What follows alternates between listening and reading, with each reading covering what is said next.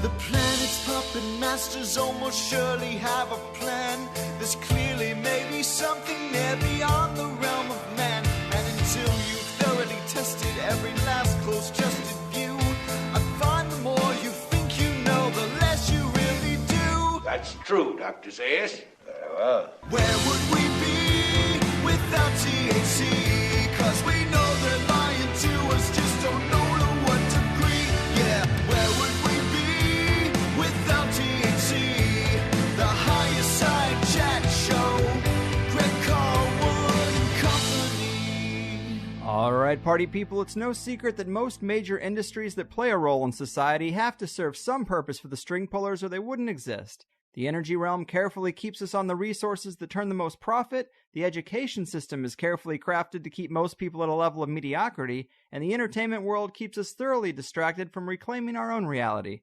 But even so, most of these slices can be broken down even further, and few get quite as weird and deep as the realm of Hollywood and the music industry. From sacrifice and sorcery to psychedelics and psyops, it's a true cornucopia of conspiracy goodness ripe for plunder. And back in the saddle, here to steer us through the darkness once more, is Mark Devlin, one of my favorite researchers on this topic, author of the massive, all-encompassing Bible on the crossroads of conspiracy and pop culture, his excellent book, Musical Truth.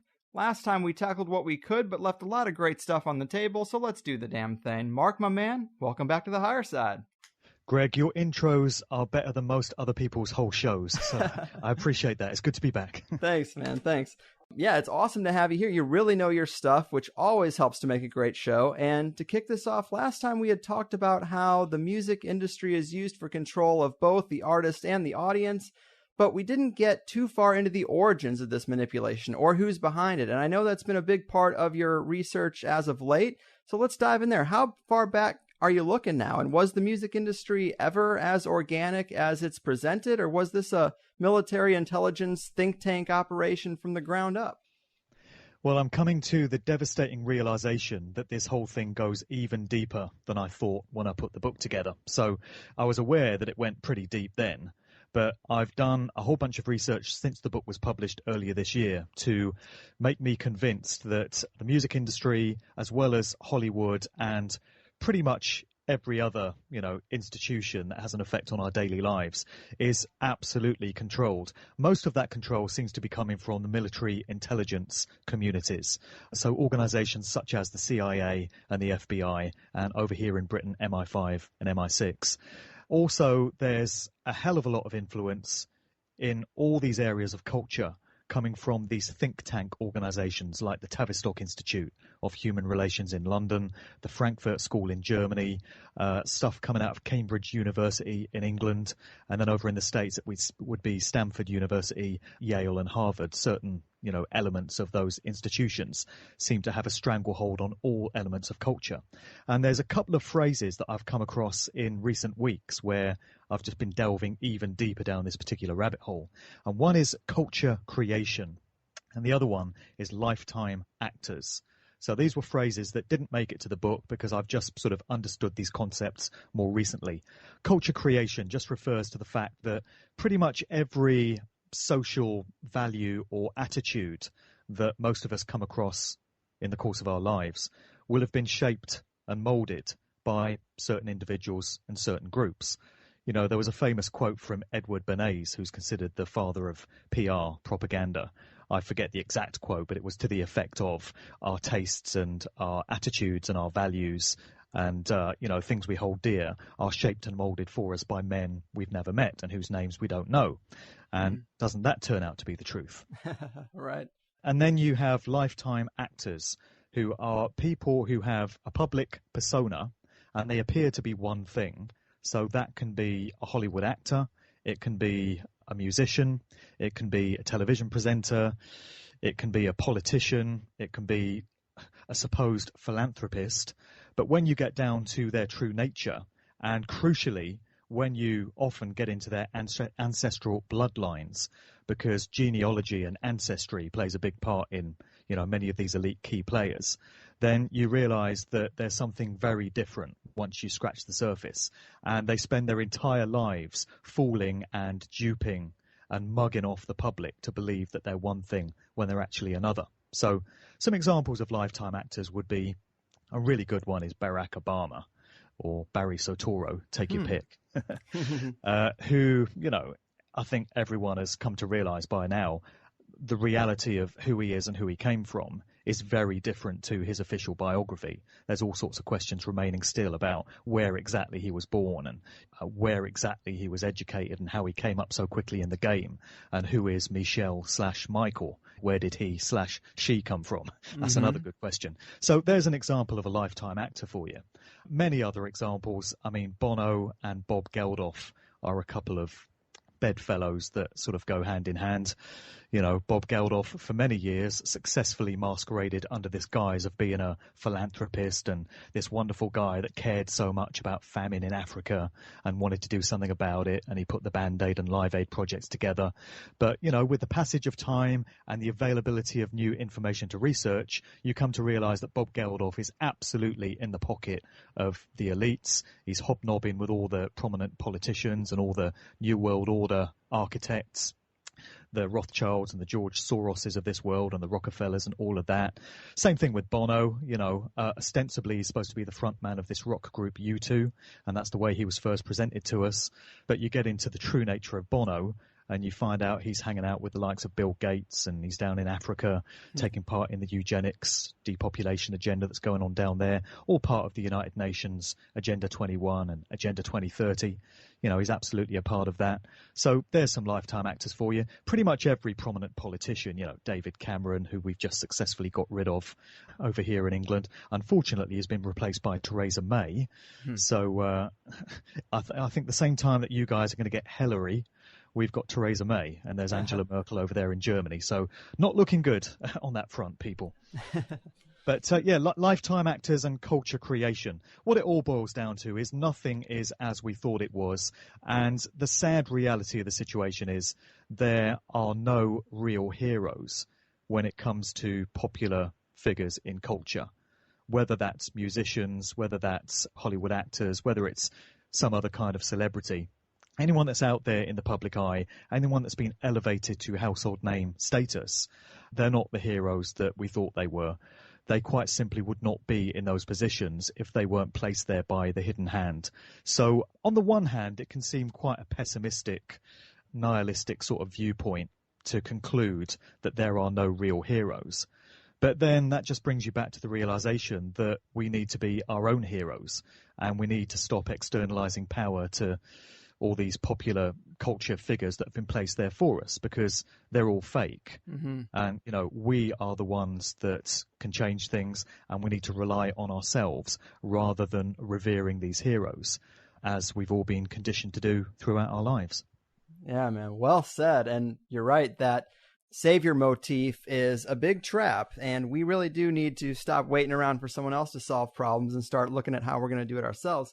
And I knew we were going to talk about these lifetime actors, and I got a quote from your book. I revisited that part, and I really like this, where you're talking about bloodlines and how they're just as important in the entertainment industry as they are in politics. And it's kind of surprising how this web thread weaves throughout all these different realms. Here's the quote. You say, "It's no accident that Brad Pitt and Angelina Jolie ended up together, for instance, as they were reported to be related as 21st cousins. It was always part of the plan for them to become a couple, presumably, with Billy Bob Thornton and Jennifer Aniston having been temporary distractions. Pitt, according to research, is related to Barack Obama, as is George W. Bush, and Pitt is also the 9th cousin twice removed of the outlaw Jesse James, and the 12th cousin of both Prince William and the movie director Spike Lee. This would explain why Pitt gets so many Hollywood roles, and why Jolie has been given her extracurricular job as a United Nations ambassador and eugenicist." And it just goes on from there. You talk about Alanis Morissette, Celine Dion, Madonna, Hillary Clinton, Britney Spears. I mean, this is quite a club, isn't it? It really is. And you just realize that these people are born into it, and they're destined to take up these roles. It's not left to chance as to who is going to become the big Hollywood actors, and in many cases the prominent musicians that shape and define eras. It's all down to bloodlines and where these people come from. And it's absolutely fascinating when you get into it. I don't know if you've seen, a while back, there were some old pictures floating around from like 100 or 150, 200 years ago of individuals that look very much like current day celebrities. Yes. You saw that, right? Yeah. And, there was a lot of speculation as to whether the people that we see now, the celebrities that we're familiar with, are in some way the reincarnation of the people that appeared in these old photographs. Or maybe they're, bloodline descendants of it. But there's some classic ones. There's a picture of an old dude from years ago, an old sepia photograph. Looks very much like Nicolas Cage. Yep. There's another one, looks very much like John Travolta. And John Travolta's a distinctive looking dude. He's not a regular looking guy. And then you've got Eddie Murphy. There's a black guy from like the 1920s or something. Looks a lot like Jay-Z, and all sorts of other characters in there. And you've got to wonder whether there's something going on here, and whether through the generational bloodlines, these people are just being placed in these prominent positions. Because it seems to me they're all given different roles.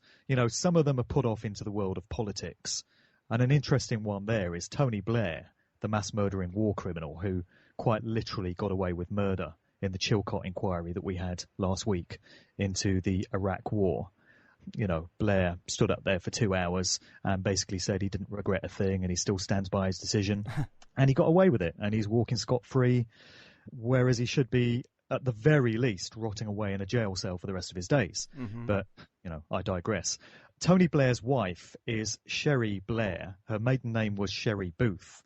And according to genealogists, she is descended from John Wilkes Booth, who is the guy that is said to have assassinated Abraham Lincoln. So isn't that an interesting link? Yeah.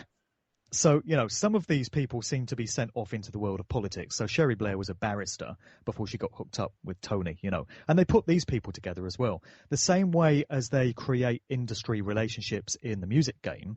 So does anyone really believe that Jay-Z and Beyonce fell romantically in love with each other, fell head over heels? They felt they were each other's soul partners and they just had to be together. or was it an industry arranged marriage? Come on, who really believes that these couples get together because it's straight romance? They're not. They're placed together conveniently. Why were Bill Clinton and Hillary put together as a couple? Mm-hmm. Is there a romantic relationship going on there, or were they just placed together as part of some grand plan? So, as I say, many of these individuals coming from these bloodlines that have come down through the generations, and they've always played a part in the overall agenda. Call it the New World Order agenda or the Illuminati agenda, whatever you want to refer to it as, the elite agenda to control and enslave and subvert humanity. Some of them do it through politics. Then others will be sent into the world of Hollywood to become prominent mainstream actors. So the Brad Pitts of this world and the Tom Cruises and all the others. And then in the world of music, there's so much evidence, which I outline in my book and which many other researchers have as well, that prominent musicians often emanate from these bloodlines as well. Current day ones would appear to be Britney Spears and Miley Cyrus among them. They were born to do it. And there's some interesting sort of ancestral links with those two families when you get into it. And some of the others you detailed there in what you just said. So they're used in different ways. Bono would appear to come from a bloodline that's considered important. Otherwise, he wouldn't have been set to work with all the stuff he's doing now. Bob Geldof, same way. Bob Geldof, it turns out, is half Jewish. And a lot of these individuals are. When you get down to the genealogy, you find there's a lot of Jewishness there. And a lot of them are crypto-Jews, which is individuals of kind of Jewish descent or that refer to themselves as Jewish anyway, but their public persona doesn't reveal this. So they often change their names. They kind of anglicize their names or Americanize their names to hide their Jewish roots. I mean, it's incredible when you get down to it. Bob Marley, it turns out, his father, Norvell Sinclair Marley, was himself half Jewish. And he was involved with the British Navy. He was part of the military, as were so many other musicians' fathers. And he worked for a while on a slave plantation in Jamaica. This stuff is absolutely incredible. Who knew that Bob Marley had Jewish links? Yeah. Then again, his son Ziggy Marley now lives in Israel and moved out there and is evidently a supporter of the Zionist regime out there. And he's given Jewish names to all his kids. So, again, it's probably worth pointing out the fact that when you reveal Jewish roots behind key players in the industry, it's not anti-Semitic to be stating all this stuff. You're merely relaying facts, which can be traced back, which can be proven. People are very quick to, the alarm bells ring instantly whenever anyone says the word Jewish, as if, oh, you can't say that, you can't criticize that particular group because of the way we've been programmed. But I'm merely pointing out the fact that a hugely out of proportion number of key players in the music industry, that would be, the executives that run the industry on a managerial level, and also many of the key musicians and producers and stuff just happen to have Jewish backgrounds. I think getting to the bottom of that is going to be the key to understanding exactly what's going on. Because, as I point out in the book, if it was any other group, if it was Swedish or Portuguese people, questions would be asked, why are there so many Portuguese people in this industry? But when it comes down to Jewish people, the question tends not to be asked. But it does seem to be key to understanding where a lot of these bloodlines come from and why they place their descendants in these prominent roles in culture. Yeah, you can't deny it's there. And you mentioned Miley Cyrus and Britney Spears. Of course, Disney had a hand in their creation, and a lot of these child stars. It almost seems like Justin Timberlake might be the only half-normal guy who's navigated the Disney path through Hollywood. I mean, they all can come out kind of messed up when they hit that 25, 30-year-old range. Yeah, really. And a lot of it comes out of Disney, which is a deeply satanic corporation when you get down to it, very different from its public persona. This is the trick they always use. They give you a nice all-American friendly, family-friendly, squeaky clean image, but you get beneath the surface and, if you bother to do the research, you can come to discover that there's some very nefarious, malevolent stuff going on beneath the surface. It's what they did with a lot of these artists that came out of Disney. Britney Spears, when she first emerged, was this kind of squeaky clean pop star. Same thing with Miley Cyrus when she was Hannah Montana. Same thing with Christina Aguilera. All of them came out of the Disney Mickey Mouse Club. And then there comes a point in their career, very early on in the case of Britney Spears, where they just switch them up. And they become basically sluts, porn stars in the case of Miley Cyrus. By that point, they've gained the fan base. They've got all these young girls that think they're great, and the parents have been disarmed. They think it's all harmless, and they don't mind their little girls being into all this stuff because it comes out of Disney, and what could be wrong with that? But then, by the time they switch them up, it's too late. These girls are just caught up in all the mind control and all the symbolism that's employed by these artists. So that's the way they do it with Disney. Miley Cyrus, of course, is connected to Billy Ray Cyrus, her father, country music artist. And when you get down to the country music scene, that would appear to be a hotbed of MKUltra, monarch programming, trauma-based mind control activity. I did an interview with Fritz Springmeier a while back, probably about 4 years ago now, and people might be aware he is an author and a researcher and a reprogrammer of former mind control slaves. And he wrote the book The Illuminati Guide on How to Create a Total Undetectable Mind-Controlled Slave. That's a title that just rolls off the tongue, Yeah. But anyway, that was his master work in showing how these mind control methods work. And he spent a lot of time talking about the country music scene and how, mind control is absolutely rife within that particular genre. And he told me he watched this stage show once involving Dolly Parton. And when you get into beta sex kitten programming, sex slave programming, and you realize that a lot of these sex slaves take on an image which is very evocative of Marilyn Monroe, the bleach blonde hair. There seems to be a lot of characteristics that these sex slaves that are put to use within elite circles. So they're given to presidents and business leaders and world leaders and stuff as basically sex slaves. And Marilyn Monroe is the sort of ultimate archetype. Well, when you think of Dolly Parton and the way she's looked over the years, she very much fits into that overall image. And Springmeier was saying there was this one particular stage show where she walked out, and this guy that was supposed to be her manager came out on stage, and she put her hand on his in a subversive kind of way and referred to him as daddy. And Fritz was saying, this is classic mind control victim handler stuff going on.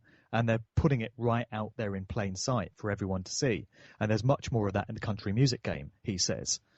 So, it goes very deep, and all these different genres overlap. And the music industry has a lot of overlap with Hollywood, as I said, and with all other areas of culture and, popular everyday stuff that we're all into. Yeah. And you mentioned the satanic switch from squeaky clean image to just down and dirty, all out crazy. And you mentioned in the book that this kind of happened with the Beatles too. They started out making innocent pop songs, but the switch was in 1966. Then they went psychedelic. And I guess I'd ask you, what was the catalyst? Do you think this was part of the plan for the Beatles from the ground up? I think it was. I've listened to other researchers who feel that the Beatles were corrupted. You know, they started out with the best of intentions, and they started out as this organic group that evolved naturally, and the powers that be observed their gaining popularity and thought, we can't allow this group to continue under their own steam. We've got to co-opt them and get them on board with the agenda. I don't see it that way. The way I see it is the Beatles from the very start were created with the view to them being used further down the line for culture creation and as part of the plan that they had in place for the latter part of the 1960s. So it was a classic tactic that was used. I mean, many researchers, most notably John Coleman, who was a former MI6 operative in Britain, is of the view that the Beatles were a product of the Tavistock Institute. And it wouldn't surprise me if that turned out to be the case. The same thing is said of the Rolling Stones. And so I think the idea was to get them very popular very quickly. And they would never have left it to chance that four lads from Liverpool that worked really hard and wrote some great songs and gained a fan base for themselves would have become the biggest group of the 1960s and an absolute cultural phenomenon on both sides of the Atlantic and everywhere else around the world. That's not the sort of thing that these controllers leave to chance. They want to be in control of everything. So when it comes to the Beatles and the Rolling Stones, the two biggest groups of the 1960s, they would absolutely have been in charge of that whole transition and that whole process. So with the Beatles, they kind of disarmed their fans in the same way as the likes of Britney Spears that I mentioned and Miley Cyrus. And it was the same thing with Beyonce. When she first started out with Destiny's Child, it was nice, innocent, pleasant R&B songs that everyone could like. And it was only later down the line that all the dark, satanic stuff started creeping in. Same thing with Rihanna. You know, they just roll out the same templates and blueprints over and over. When a plan works for them, they just use it generation after generation. So with the Beatles, they started out with all these nice, pleasant, fluffy sort of pop songs, you know, I Want to Hold Your Hand, Love Me Do, From Me to You, She Loves You, Twist and Shout, all this stuff. And by the time 1966 rolled around, by which point the world was a very different place to how it was in 1960 at the start of that decade. The Vietnam War was in full flow. JFK had been assassinated. Malcolm X had been assassinated. You had the beginnings of the counterculture hippie scene coming out of California. You had the arrival of LSD, also magic mushrooms, and the music was starting to get very psychedelic and very experimental and very tripped out. And it's my view that none of that happened by accident. It was all part of a coordinated plan that absolutely went off according to the timescale, with 1966 being a very key year. And that was the point where the Beatles' music changed. And by the time the Sgt. Pepper album came out, with Lucy in the Sky with Diamonds, and then you had songs like Helter Skelter and Revolution Number 9, and Within You, Without You, I Am the Walrus, all this strange, out there music. The fan base that had been brought along for the first 3 or 4 years was kind of being switched up to this new style of music. But most of them wouldn't really have questioned too much what was going on, because this was the Beatles. They were loved, they were trusted, and if that's the music they were now putting out, the fans were content to go with it, not realizing that they were the victims of social engineering.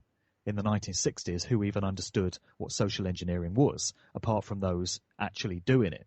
We have a much better grasp on how all that stuff works now, because we have the internet available to us to do the research.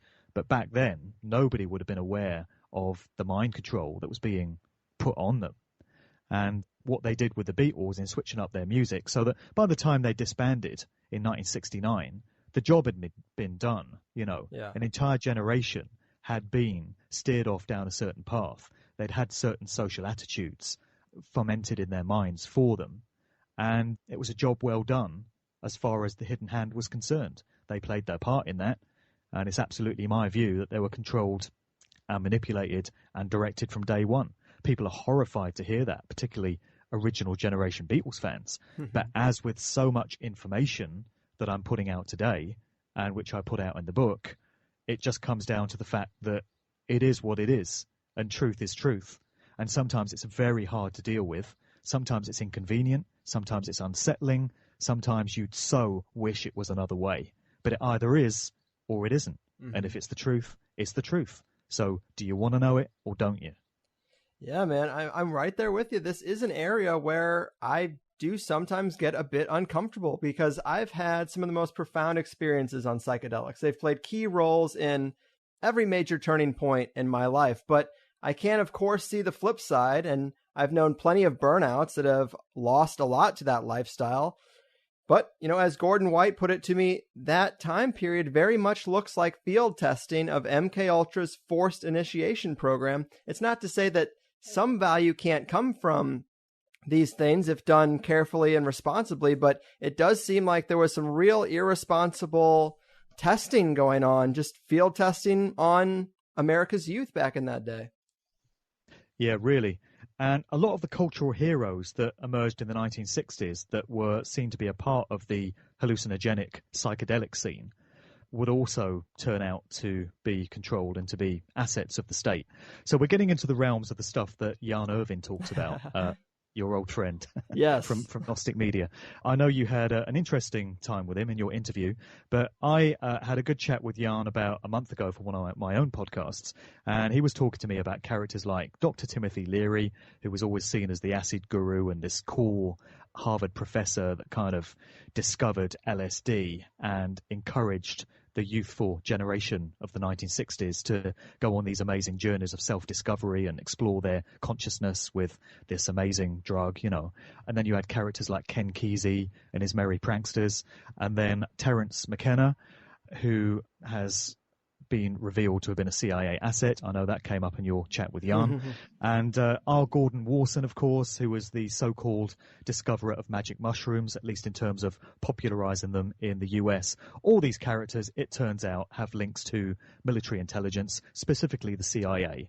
So it would seem even these cultural icons outside of the music game, but nevertheless connected to it, their links can all be traced back to the same sources. So it's military intelligence and secret service and various elements of the government each and every time.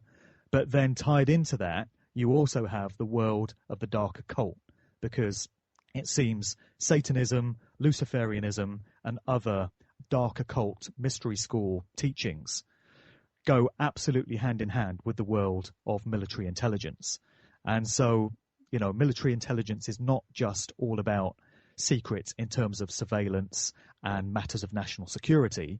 It's also about secrets in terms of occulted information about, the mysteries of the universe, the nature of reality, how to manipulate energy, how the human psyche works, how to do mind control on large numbers of people. This is all secret, occulted information that appears to be tied into the world of the CIA and MI6 and MI5 and all the rest of it. So the whole thing goes very deep indeed. And I'm making the point now in all the public talks that I'm doing connected to my book that there are common elements that you find time and time again when you get into the backstory of the music industry and the entertainment industry generally. And they include satanic ritual abuse, generational pedophilia, the influence of dark occult mystery school groups and networks, specifically those helmed by Aleister Crowley, such as the OTO, the Order of the Golden Dawn, the AA, and many others. Then you get a large number of suicides, in inverted commas, and a large number of accidental overdoses. And there's all sorts of other stuff tied into it as well. And the point I'm making in all my public talks as well is people might like to ask themselves what any of this stuff should have to do with the music industry if it's all about fun and having a laugh and forgetting all the stresses and strains of the working week and just enjoying yourself with a bit of music at the weekend. There should be no connections between any of this stuff at all, and yet it's everywhere. Well said, man. And, I did hear that recent interview you had with Jan. I actually really liked it. Obviously me and him, we had an argument. It's really not that big a deal. People argue, but he does have some good information. And he mentioned, just like in the same vein, that the Tavistock Institute was founded by Eric Trist, and his son, Alan Trist, was the Grateful Dead's tour manager. I mean, that's pretty damning right there. How do you rectify that if you want to have, quote unquote, faith in the Grateful Dead? And I mean, if the system really wanted to shut down drug culture, they could have done it very easily. They know the groups that are touring that these drugs are following. If it was really about getting the drugs off the street, it could have easily been done. So, yeah, I mean, definitely these roots are there. And just as you've been saying, the military intelligence control over the music industry goes much deeper than previously thought. Well, it does. I mean, I can't remember with the last chat how much we got into the work of Dave McGowan and everything that he uncovered about the Laurel Canyon scene, and specifically Jim Morrison's dad being Admiral Morrison, who was in charge of the fleet of ships involved in the Gulf of Tonkin incident that basically started the Vietnam War. I can't remember if we mentioned that one. We did. Okay, people might like to take a look at the work of Dave McGowan, and specifically his book Weird Scenes Inside the Canyon, because he details a whole bunch of links going back to the military and the secret services and the world of intelligence from all these prominent musicians that emerged out of the hippie counterculture scene, mid to late 1960s. And it goes deeper than that. On the British side of things, you look at Cliff Richard, very interesting character. Cliff Richard's been in the news recently over here in the UK. There were a couple of police investigations launched involving him, and it was to do with a religious rally, a Christian rally event, which took place in 1985 in South Yorkshire. And it involved the very well-known Christian, it says here, evangelist Billy Graham. And Cliff Richard was involved in these events as well. And there were allegations that minors, these young lads, were sexually molested at these events. And Cliff Richard's name came up in the investigations. So over the course of 2 years, there were a bunch of police cases open looking into all of this. And just a couple of weeks ago, we got the news that the cases had been dropped due to insufficient evidence being available to bring any kind of prosecution. So Cliff Richards walked away from that one, but it has kind of sullied his name and his image in the minds of many who previously had always thought of him as this squeaky clean, there we go again, Christian singer. And he's been on the scene since day one. He emerged in 1958, first of all, with the song Move It. And he kind of fashioned himself as a sort of British Elvis. So it was rock and roll stuff in the early years before he reinvented himself as a Christian singer and started putting out all this awful, slushy, saccharine stuff at Christmas, like Mistletoe and Wine and Saviour's Day and stuff like that. But you get into some of the background of Cliff Richard, and it turns out that in the early days, he was closely associated with the Cray twins, who were these notorious mobsters, gangsters, coming out of the East End of London. Both got jailed eventually for murder. So what the hell is Cliff Richard doing hobnobbing with these guys? And then you find out that Cliff Richard's father worked for Thorn EMI. And most people, when they think of Thorn EMI, would think of a record company, an electronics company.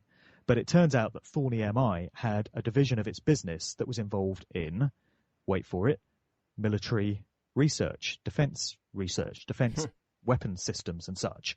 And actually a lot of the record companies in those early days did, such as Decca, Parlophone, RCA, Capitol Records. They all had divisions that were involved in, weapons and defense and other work for the military. So who knew that? And immediately, if you're paying attention with all this stuff, your eyebrows start to raise when you realize that yet again we have another prominent household name musician whose dad just happened to work in, military intelligence circles. It sounds like Laurel Canyon all over again. And another piece of information that McGowan put out involved the scene that pretty much took over from the Laurel Canyon folk rock scene as it started to die out in the 1970s, which was the emergence of what came to be known as new wave or post-punk. And he pointed out that there was one particular family that was very involved in shaping the way that particular genre went. They signed a lot of the acts to major record labels, they booked a lot of the live shows, and they basically formulated the careers of many of those key players. And that is the Copeland family. And the patriarch of that family was one Miles Copeland, who was a big-time career CIA guy, involved in many foreign coups on behalf of the CIA, worked all the way around the world for several decades, and he had 3 sons, Miles Copeland Jr., Ian Copeland, and Stuart Copeland. Stuart Copeland, people might recall, was the founding member of the group The Police, a group which also included Sting, as in, a sting operation. And then you had Miles Copeland Jr., who formed a company called the International Record Syndicate, or IRS for short. And then his brother Ian had a company, I forget the full name of it, but the initials break down as FBI. So you have a CIA guy with 3 sons who between them form the IRS, the FBI, and the police. I think they're trying to tell us something there. Yeah. Also, let me just add Brian Jones of the Rolling Stones. His father was involved in aeronautical engineering on behalf of the government and the defense departments as well. So once again, founding member of another highly successful, highly prominent, iconic group with another connection back into military intelligence. It seems nobody is who we thought they were. Right. Yeah, the examples just stack up, man. And I wanted to talk to you about some recent stuff that's happened since we last talked. And last time we did spend a good amount of time on the revelation of the method and natural law and karma, explaining why they tell us what they're doing. Sure. And just recently, well, you did mention generational pedophilia, which is what made me think of this, because just recently Jay-Z released this song Spiritual with lyrics that go, "Pray your father's father wasn't touching his daughter, creating transgenerational trauma that shoulda haunt ya." I mean, he's basically alluding to that same thing right there. Exactly. What is that lyric doing in a hip-hop track? What possible reason is it there for, if not to give us some kind of indication of what is really going on in line with revelation of the method, as we discussed last time? I mean, that lyric just leapt out at me when I heard the song last week. And there's a lot to talk about in terms of what Jay-Z is being used for currently and what Beyonce seems to be getting used for as well. So I don't know whether you want to go into that now or whether you want to cover that later. Yeah, we can go into it now because obviously the manipulation of hip-hop and black culture is a huge part of the agenda in kind of the more recent decades after the 60s thing. And Jay-Z, of course, is near the top of that with companies like Rockefeller Records. I mean, it's pretty blatant in Jay-Z's case, but tell us what you're seeing from him these days. Well, first of all, I'd just like to make the point that in my book, I outline the very strong suggestion that there are metaphysical and spiritual components to the art form of hip-hop. And hip-hop goes much deeper than most people think. I've got this guy called Black Dot, who's an amazing researcher. He does a lot of work with Professor Griff, actually, out of Public Enemy. And I quote him in the book from an interview that I did with him last year. And he's talking about how he came to realize that the 5 central elements of hip-hop culture, so that would be MCing, DJing, breaking, b-boy, breakdancing, graffiti, and the sort of overall spiritual element of it, the knowledge of self, the modern reinterpretations or reawakenings of ancient African traditions coming out of past civilizations down in Africa. So he's making the point that the hip-hop MC, the rapper, is the modern interpretation of the storyteller, the sage, the guru that would bring wisdom through poetry and spoken word and such. And then the drummer in these ancient civilizations is represented in modern hip-hop by the DJ providing the rhythm for the tracks, scratching out rhythms and keeping the beat going. That's the reworking of that. Then the b-boy breakdancers are just the modern interpretation of spiritual dancers, shamanic kind of dancers coming out of those cultures. And then you've got the graffiti, which is a modern interpretation of ancient hieroglyphics, expressing oneself through sacred symbols, which is very, very interesting stuff when you think about it. And his view is that in the 1970s, when this culture first started to emerge out of the streets of the Bronx in New York, those pioneers of hip-hop were tapping into some kind of spiritual energy that was coming through them, and they were channeling it, and they were recreating this culture and this civilization for a new generation in a new part of the world. It's a very compelling argument, and I can definitely see how that could play out as someone that's been into hip-hop for many years. So that's Black Dot's view. and Professor Griff goes along with this, that hip-hop, when it first started out, had some very spiritual, religious even components to it. And the powers that be, those that control things, would have got wind of this, and it would have been noticed. So what if the drive to completely degrade and subvert and water down and bastardize hip-hop the way we've seen it happen over the course of the past 25 years or so at the hands of the corporations is an attempt to snuff out these benevolent spiritual components in the art form? So what if when the gangster rap genre was cultivated and when the music started off going down the route of the lyrics talking about nothing other than gang banging and petty crime and selling drugs, and then all the materialistic stuff came in talking about champagne and gold chains and bullshit brands, clothing brands and trainer brands and all the rest of it? What if all that is a deliberate attempt to just destroy the beautiful art form of hip-hop as it was? In my view, that's exactly what went on. And I can see how that agenda unfolded from pretty much the early 90s going forward. And every year it's just got more and more degraded to the point that what now passes as so-called hip-hop bears no relation to what went before whatsoever. I mean, the likes of Lil Wayne and Drake and Big Sean and Future and these, even Kanye West, the way he is now, these flag bearers for the so-called genre of hip-hop are just complete clowns, and their music is just straight spirit-crushing, soul-destroying garbage. And none of that would be by chance. That would have all been made to happen. So the prominent figure we've had for the past 20 years plus riding the helm of all of this has been Jay-Z. And he's a very different artist now to how he was when he first came out. I was full of admiration for Jay-Z when he first broke through. So his first album was Reasonable Doubt in 1996, 20 years ago. And that was when we first heard about the Rockefeller record label. Interesting choice of name. But, he was clearly a phenomenally gifted MC. And a lot of real hip-hop heads were very impressed when he first came on the game. And slowly, using a, slow drip effect, totalitarian tiptoe type thing, Jay-Z's music started to change as the years progressed. And you could start to see, again, if you were paying attention, that there was an agenda unfolding.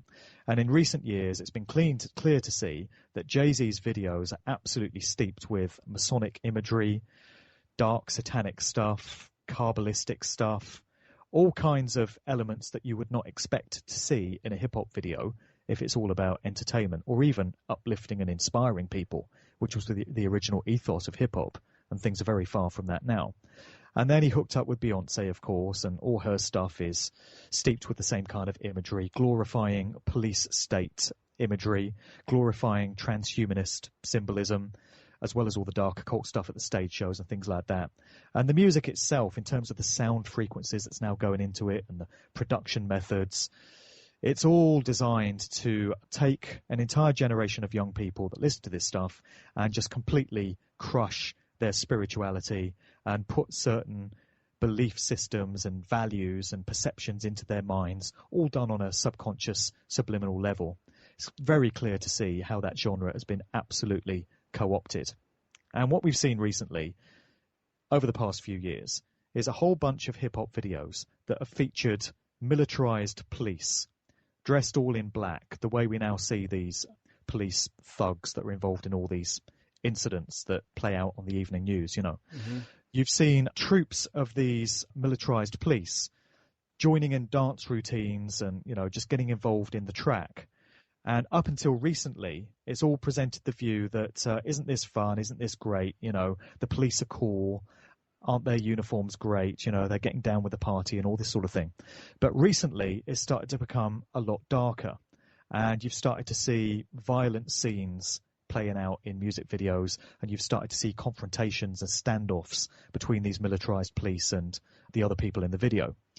And so, bringing it right forward to events of the last week or so, with this terrorist incident in Dallas, where this guy, Micah Johnson, is said to have gunned down 5 white cops in Dallas, it's interesting how many elements of this type of scenario have cropped up in music videos very recently.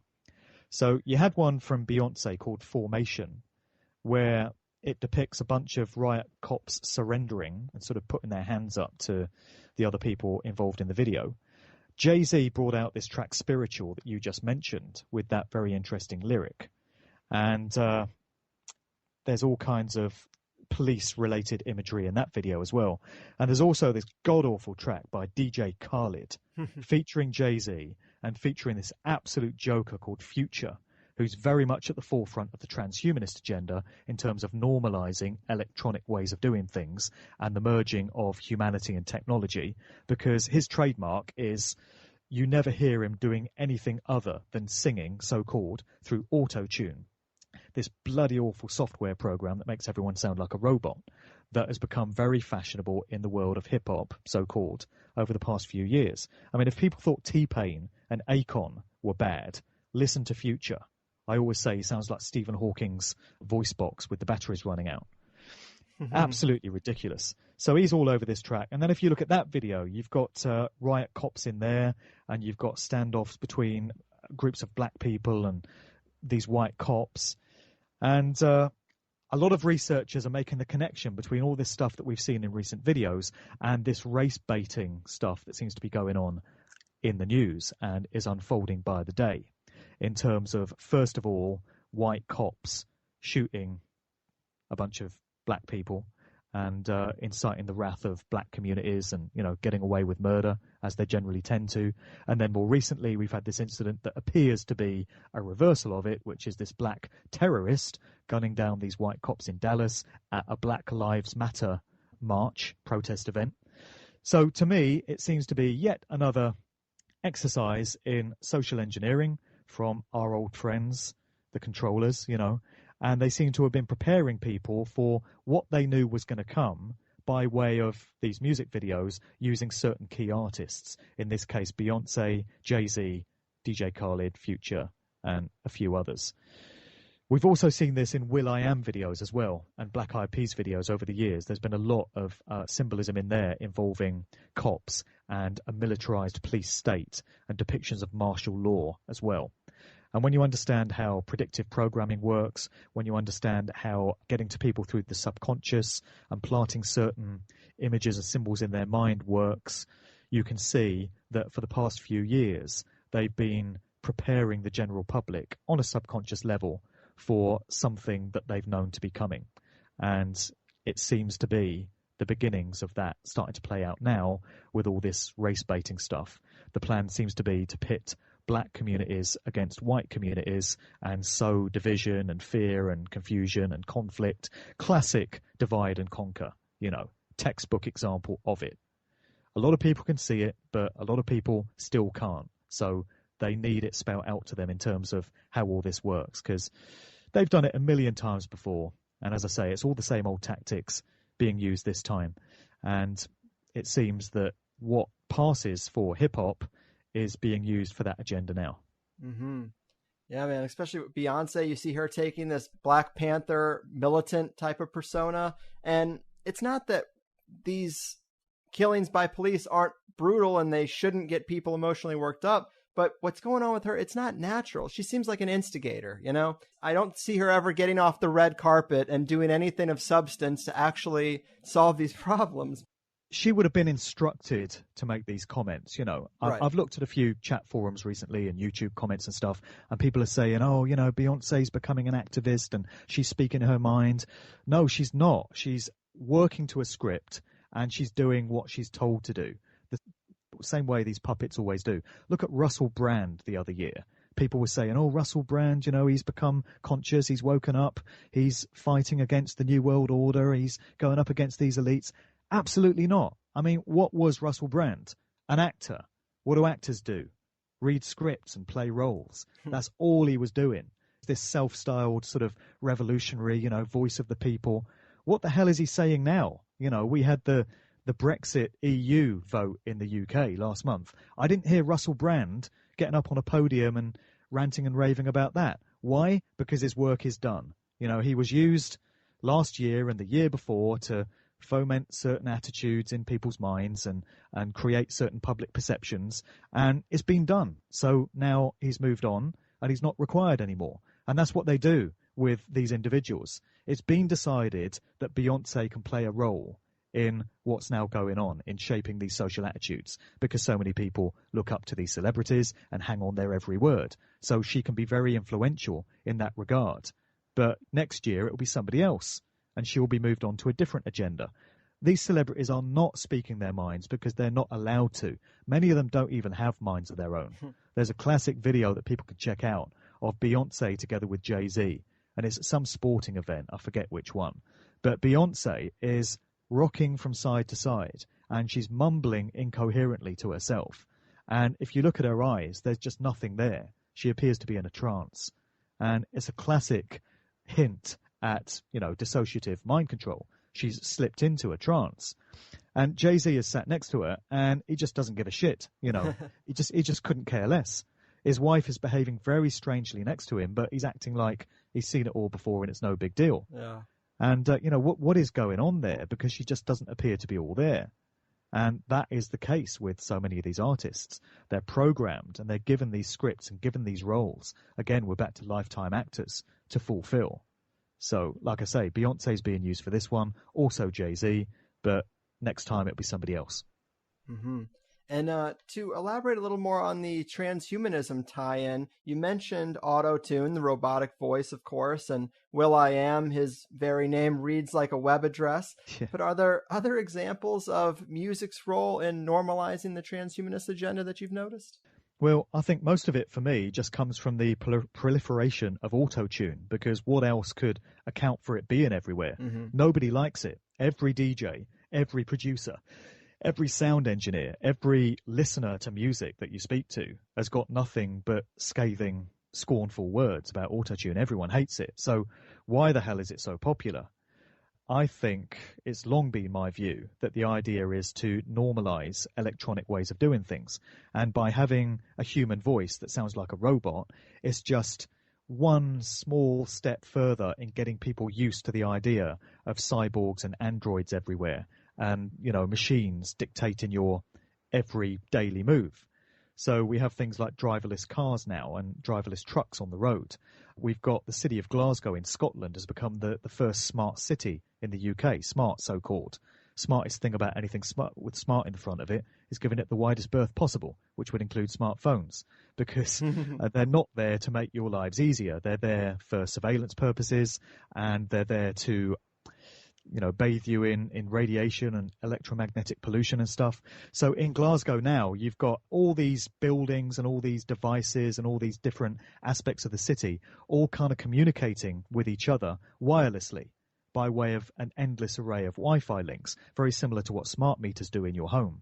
And that can't be a good idea for human health when you understand that we're made up of energy, everything is. And, we're existing in this morphogenic field, which consists of a bunch of frequencies and vibrations. And when you've got all these Wi-Fi signals and mobile phone signals and stuff all swimming about and creating this kind of soup that we're existing in and that's going into our brains and our bodies and our human energy fields, then you can see very quickly that it's not going to be great for human health. The results aren't going to be fantastic. But in Glasgow, you've got this stuff going everywhere. And that's obviously the blueprint for what they want to roll out elsewhere, because they often use Scotland as a testing ground for what they want to do elsewhere in the UK. So the plan will be for there to be further smart cities. We've got a smart motorway now, so-called, a section of the M6 near Birmingham, where, everything communicates with each other and gives you data feedback and stuff. And, of course, a lot of it is to do with surveillance as well, spying and surveillance. In Glasgow, apparently you've got lampposts that can speak to you. So, if somebody's sat in a control room and they're watching a street and some riot is about to erupt, they can bark some order out through a lamppost, which is a nightmare scenario. It sounds like something out of George Orwell's 1984, but it's all starting to become true. And it all ties in with the transhumanist agenda. They want everything controlled by computers, including humanity. So that's where microchips come in. That's where brain implants come in. Eventually, they've made no secret of the fact. It's in their own documents that they want a population that is microchipped and is linked up to a massive computer grid so that every aspect of your life can be controlled remotely, from financial transactions to medication even that's released into your bloodstream by way of the microchips. This stuff might sound fantastic to people, but the evidence is there that it's already in place. There's some companies now, there's one in Sweden that I cite in the book, where a condition of employment there is that you take a microchip under your wrist so that you can do things like open doors and operate the photocopier and things like that. And if you don't have one, you can't do all these things. And they're microchipping the military as well, because the military are always used as guinea pigs for what they want to roll out elsewhere. So it's all part of the transhumanist agenda. And in music, as I touched on earlier, they normalize things that they want to introduce, and they create a kind of familiarity in the public with what they know is coming. And they do it on this subliminal level. So what better way to sow all this symbolism into the unwitting minds of the general public, and particularly young people? Because people of a certain age, my generation and above, are likely to be very suspicious and very skeptical of any claims that a technological society is the way to go, because we remember the way things were done previously.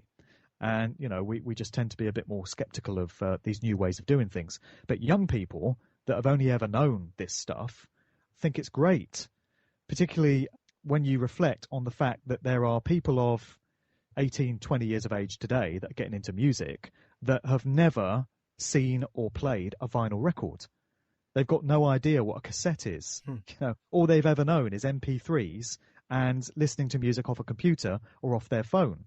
So, within a generation's time, all these analog ways of doing things will be gone, and people will only ever have known digital ways of listening to music and running their lives.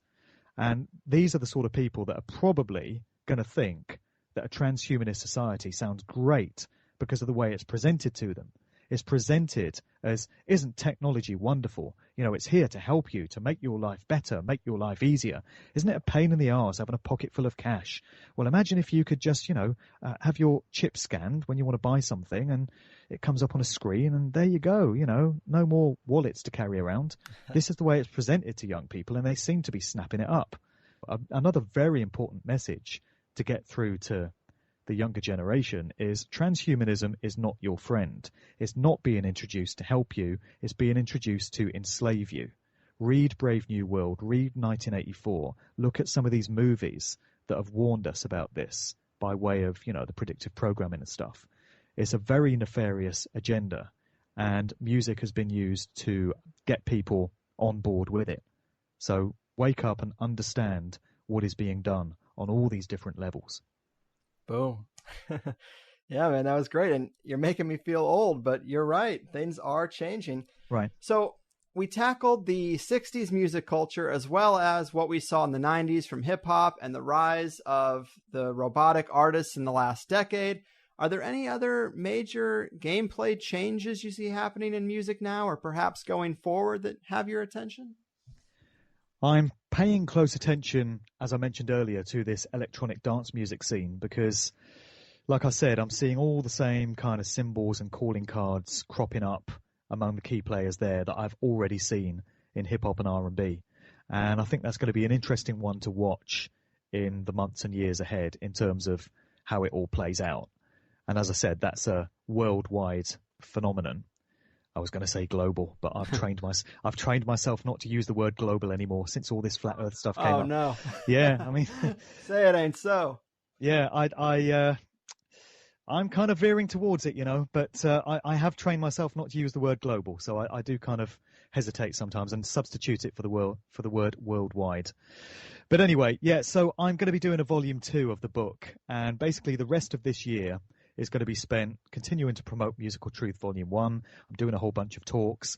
Next year, I intend to knuckle down to the very elaborate job of putting together Volume 2. And there's a bunch of things I want to look at there. So I do want to understand the electronic dance world better. I do want to really get into this question of whether the Second Summer of Love, the acid house phenomenon, was a reworking of what they rolled out in the 60s with the original Summer of Love. I want to look into the science of sound, sound production, and cymatics, understand a bit more about how what's going on at an energetic level in a particular sound recording can have an effect on the human body, the human mind, brainwave states, and the human energy field. That's getting into the frequency question, 440 versus 432 hertz, which is a very popular subject area that really seems to be sparking interest in a lot of people. I want to look at heavy metal and heavy rock because that's an area that I've never dug that music as a consumer, so I've never listened to it. So it's going to be me just looking at it strictly from a research point of view. But when it comes to the suggestion of Satanism and the devil horns being flashed up everywhere and subliminal messages in recordings, the heavy rock genre is one that you hear about all the time, heavy metal. So I need to do some more research into that. That's going to be going into volume 2. So there's all these other things that I need to look at next time around. And it's quite exciting because I realise there's still a lot more to know. And there's so much that I've come to know since finishing volume 1. This really is a subject that just goes on and on and on. And I could quite easily do an all-day seminar of 10 to 12 hours and only just begin to unpack all the information. So most of my talks at the moment are like 2 hours. And so I have to be picky and I have to say, okay, I'm going to talk about MK Ultra, trauma-based mind control, and transhumanism because that's all I can get into 2 hours. I have to leave all the CIA military intelligence links to another day because to do it justice, it would just go on and on and on.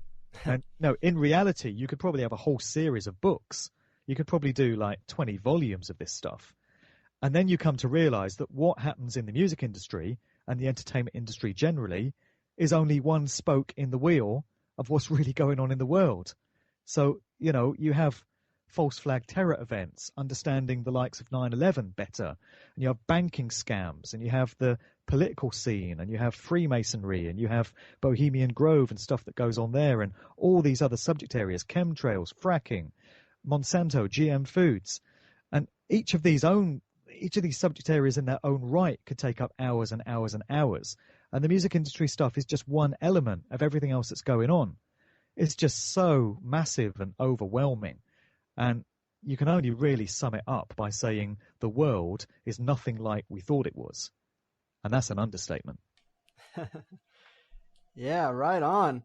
Man, Mark, you are one of my favorite guys on these subjects today, a real wealth of info, and there's still a lot of stuff in just the first Musical Truth book that we've had to leave on the table in these two conversations.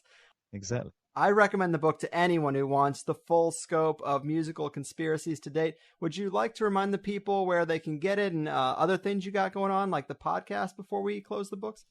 Sure. Well, people can get the book via Amazon. So there's a hardback, there's a paperback, and there's a Kindle version. So whichever one floats your boat, you can get them all at Amazon if you just do a search for Mark Devlin, Musical Truth. It's also available from Barnes & Noble. If anyone wants to get a copy from me personally, I'm signing copies and posting them out myself. If you want to drop me an email to mark@markdevlin.co.uk and you can pay by PayPal, then we can have a little, private arrangement go in there. So just drop me an email. I'm doing a bunch of talks. The talks I've got coming up are all in the UK. So details of those are listed at musicaltruthbook.com. One thing I did want to mention is that I want to come back to the States next year. I come out every year for the Free Your Mind conference near Philadelphia, and I'm going to be there next year, April. That conference runs 7th to 9th of April. I don't think I'm going to be speaking next year. I did the last two. I think I'm just going to come as a punter and take in the speakers, and I'll have a merchandise table with my books. But during that trip, I want to build in an extra quick visit to Los Angeles because my interest has been sparked so much by everything that I've read in Dave McGowan's book about Laurel Canyon and all the strange, weird stuff that went on there that I just need to see that place with my own eyes. So yeah, man, I intend to get my ass out to LA. And I would love to get a little tour of all these key spots in Laurel Canyon, Lookout Mountain and the Log Cabin and where all these musicians hung out and maybe some of the clubs on Sunset Strip. So the ideal thing would be if somebody who has a knowledge of all this stuff would be happy to give me a quick tour of all these places. So if anyone listening has any kind of connections in that regard, then please do reach out to me again via email, mark@markdevlin.co.uk, because I'm feeling magnetically drawn to Laurel Canyon to want to check that place out. And that's something I want to do during my trip in April next year. So I just wanted to throw that in there. Yeah. The other thing to mention is that I've got a conscious music podcast. So obviously in these interviews, I spend a lot of time talking about all this dark demonic stuff that's going into music recordings and all these artists. But, you know, there's a flip side to that. And there's an antithesis to all that negative stuff, which is all this wonderfully uplifting, conscious, meaningful music that's still being made. It is still out there. There are musicians that are in control of their own careers. They have minds of their own to think with, and they have no corporate shackles or affiliations at all. They're just doing it the independent route, and they're making some fantastic tracks. So I do this podcast called The Sound of Freedom, and it's conscious hip-hop, it's conscious reggae. I put some other styles in there as well. I go back to previous decades and play some old rock records and stuff from the 60s and 70s. It's all music that resonates, that speaks to you. It covers issues of conspiracy, truth, spirituality, stuff that's really going on in the world. And people might find it interesting to take that podcast in. It's completely free. I put it out on my SoundCloud and my Mixcloud. And again, you can get the links to that from my main website, which is markdevlin.co.uk. And if anyone wants to drop me a line, you know, I reply to all emails. It's always good to get feedback, as long as it's not shills or haters or troublemakers, you know, who won't get a reply. But if it's constructive and if you're bringing something meaningful, then I always enjoy corresponding with people. So that's an invitation out there. Awesome. Well, fun as always, man. And maybe you'll let me tag along on that little LA safari. That would be pretty awesome. Well, yeah, I was going to mention it to you and see if, you know, if I pull it off, maybe you want to come along for the ride, because it should be quite an interesting trip. Absolutely. I've gone up to LA for way worse reasons. So that would be pretty awesome. It's only a 2-hour drive. So that would be amazing. Yeah, well, I guess I will see you then, or maybe we'll talk the next time your Musical Truth Part 2 comes out. But until then, take care of yourself, man. All good, man. Thanks for having me back. You know, this is my favorite show, and we always have a blast when we talk. And I like the fact that you take me in lots of different directions, because you can get submerged in this stuff sometimes. So it's good to have a host that kind of keeps you on track, you know. Appreciate it. You're too kind. All right, man. Have a good one. All right. Mark Devlin, people. Round of applause. My God. The man knows his material and presents it like a true champion. I don't know if he's done it, but I've seen him posting about the idea of doing these marathon presentations, like 8 hours long, David Icke style, and I'm just in awe and jealous, kind of. I wish I could retain information like that. I do some things well, but that is not one of them. Wow, though, I think we did do a great job not retreading the same content, but expanding on it and getting into other areas, and it is quite shocking how orchestrated all these musical trends and artists seem to be, actors too. I love this sort of material, though, because the MK Ultra, psychedelics, multidimensional entities topics are all related in my view, and you can easily segue between any of them. And I don't think the military intelligence links or the MK Ultra program mean psychedelics have no value. I think even LSD, which is made in a lab, should really be considered a door opener.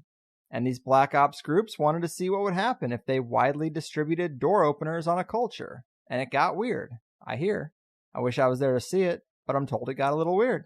But sometimes people write off psychedelics when they learn about this side of the coin, or the people that advocate for them, you know, which is basically what started the fight with Jan Irvin and I. He was convinced Terence McKenna was an agent in this campaign. To my knowledge, his evidence of this is just an offhand comment Terence made. I would call it a joke about him being some type of agent or plant. But Terence made jokes all the time. So I don't find that strange. If there's more to it, I don't know about it. That is the extent that I've heard you can actually kind of implicate McKenna in all this. I'd be very saddened if this was confirmed, but I wouldn't deny the evidence if I felt it was strong enough. Someone repeatedly saying that it's been confirmed just doesn't really do it for me. I think Timothy Leary, of course, is a bit harder to defend. His connections showed quite a bit more, if you ask me. And even still, there are several guys who I love listening to recordings of that I consider very wise, that are very connected, or thought to be deceivers by a lot of people. Robert Anton Wilson, Manly P. Hall, even Alan Watts is a name that gets thrown around that people are skeptical of. So adding Terrence to that list wouldn't completely break my heart. In a certain regard, you'd expect the brightest minds of the past to sort of be in the upper crust of society in a way, or expect them to at least meet with other cultural and, from time to time, political leaders. They don't have to all be bad people.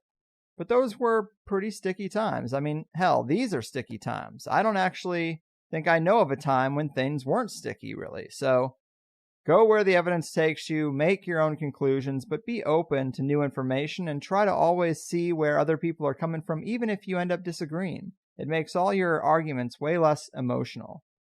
But how sick would it be to tour the Laurel Canyon area with Mark too? You know, that would be quite a blast. I also asked him the other day about Adele because I was curious. You know, all these breakout mainstream artists seem to fit the same mold, but Adele seems a bit like an outlier who is really just genuinely talented and pretty normal. But Mark pointed out that she, I guess, was a product of the Brit School in Croydon, just outside London, which has been a breeding ground for many of the British artists who have gone on to major commercial success, from, he mentioned, Lily Allen to Amy Winehouse, and also said that you could kind of consider it to be a UK Mickey Mouse club.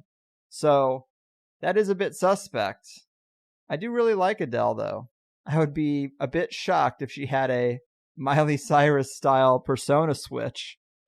That would be pretty jarring. But if I did have a little girl right now, that is kind of the person I would sort of steer her towards liking if I could influence that at all, really. People who are excellent at their craft and still humble. I love those kind of examples, those kinds of role models. They're really the best. But guys, if you only heard the first hour of this show and are curious to know what filled up the Plus show, we talked about the second summer of love, where the UK rave culture exploded in the late 80s and early 90s. Mark laid out the conspiratorial threads revolving around Prince's death, which really blew my mind. Also, we got into blood sacrifices for fame, always a classic. But my favorite thing we talked about, what was most new to me, was some of these recent revelations about the Neverland Ranch and this concept of Peter Pan programming and the Peter Pan symbolism they use in it, as opposed to Wizard of Oz programming and Project Monarch stuff that we hear about with young girls. But between Prince and Michael Jackson, those segments are probably my favorite that I've heard in quite some time. But Mark's a master. He's a wordsmith. I expect nothing less. So sign up for Plus if you're interested. You get access to all the archives. There's more people signing up every day. The feedback from Plus members is really great. And you also get to influence the show a bit more. I mean, you're a shareholder, essentially. And you know who comes first in America, don't you? But hell of a show. Check out all of Mark's links in the show notes. Grab Musical Truth. It's the only book on these subjects you'll need. And I'm going to get out of here. Your move, musicians of military intelligence, culture creators, and Peter Pan programmers. Your fucking move. Oh no. You see, the world isn't random. It's attached to puppet strings. Control over everything. The 9 to 5 is trying to steal ya. Now don't that job seem silly? Hello, can you hear me? Or should I play back recordings from some spying agency? Wish we were younger and free. I'll be thankful when it's all exposed, the vast conspiracy. There's such a difference between us and the damn brush eyes. Hello from the higher side.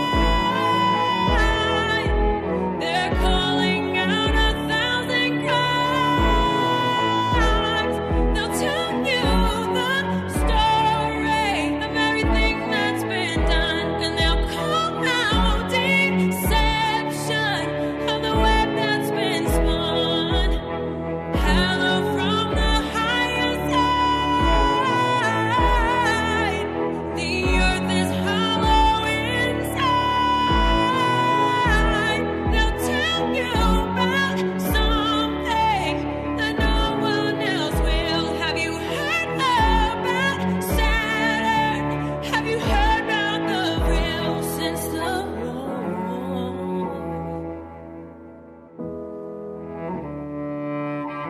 Oh no, they're cartoons.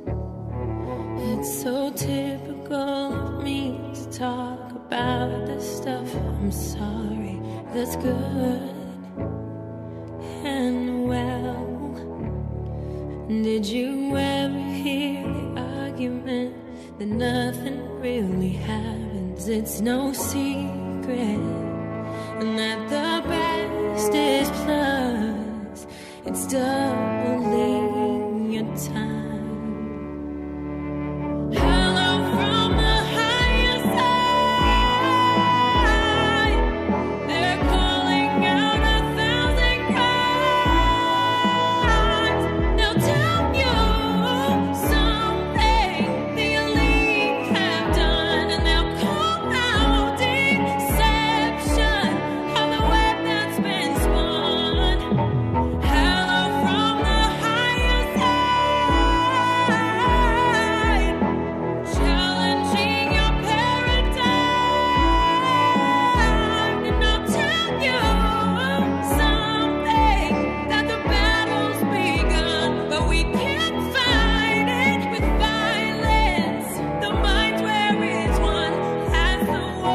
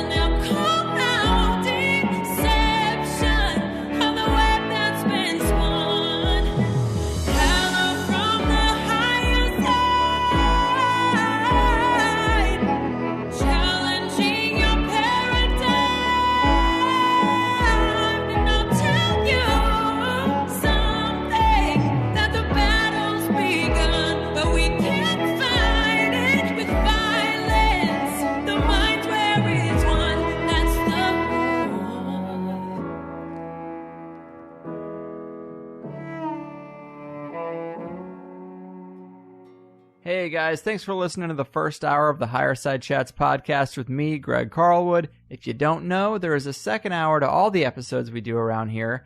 Generally, we're able to get a lot deeper into the topics and ideas that a guest is about, so if you enjoyed what you've heard from THC for free, consider signing up at thehighersidechatsplus.com to get the second hour of the 5 shows I put together each month.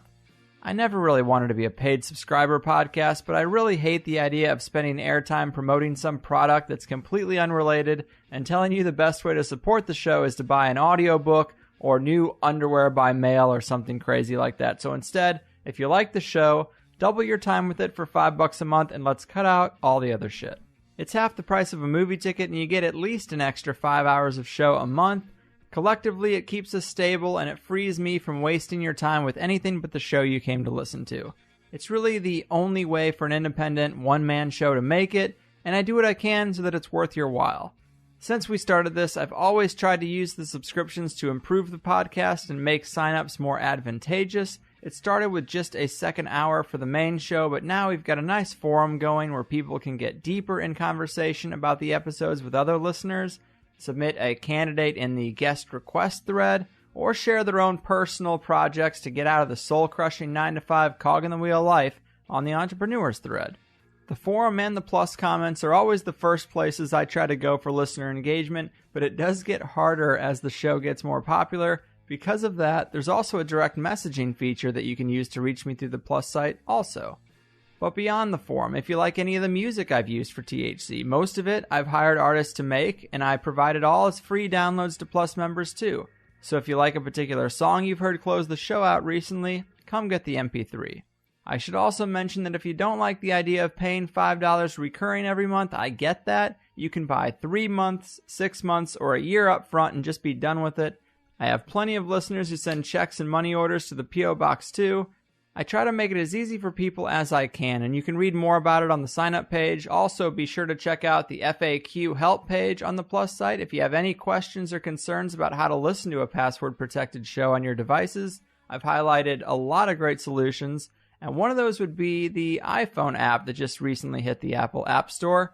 A super kind and talented listener made it for us, and you can use it to stream or download either the free or the Plus show. If you're on Android, I'd use Pocket Casts or Podcast Addict and subscribe to the feed manually that way. I also try to throw in occasional bonus shows or Q&A shows, and I've got a few other weird ideas I might get to try out soon, but I give you all I can for $5, and I hope you'll at least give it a shot if you've listened to a few free shows and you find them unique or valuable. I know there's a lot of podcasts out there, and I'm just one of them. But if you have any questions, concerns, or comments about any of this, please get in touch with us at the highersidechatsteam@gmail.com. I also wanted to plug the Higher Side newsletter I'm going to be putting out, totally free for anyone who wants to sign up at the main internet website for the show, thehighersidechats.com. You can also get on that email list through the Higher Side Chats Facebook page. There's a button there as well. But the reason I'm doing this is because I get tons and tons of emails after a show goes up asking me about how I feel about a particular guest or topic, and the wrap-up isn't always the best place to do that, especially if I have anything negative to say. Sometimes the dust needs to settle. Sometimes I need to hear feedback from you guys first. There are a lot of factors, but I usually have something to communicate to you, and I just don't get to do it. So on the first of the month, I plan to send out a little newsletter with my thoughts about the 5 shows the previous month, and talk to you about anything else that's on my mind or that's going on. And what's probably most enticing is that I'm going to give you some insight into at least one guest I have coming up in the month, which people have been begging for some posted schedule for a long time. I personally think I'd like the surprise. But sign up for the Higher Side newsletter. It's free. It comes out on the first of the month, and I won't waste your time with any other emails. And that's it. I appreciate you listening. I try to give alternative ideas and guests a fair shake on a high-quality podcast, expose some deep-level conspiracies without the yelling, and I hope to offer some inspiration that even though the system relentlessly suggests you should follow their blueprint to mediocrity, you can do your own thing and live a much happier life despite all the negativity in the world. So go ahead and treat yourself. Isn't it about time?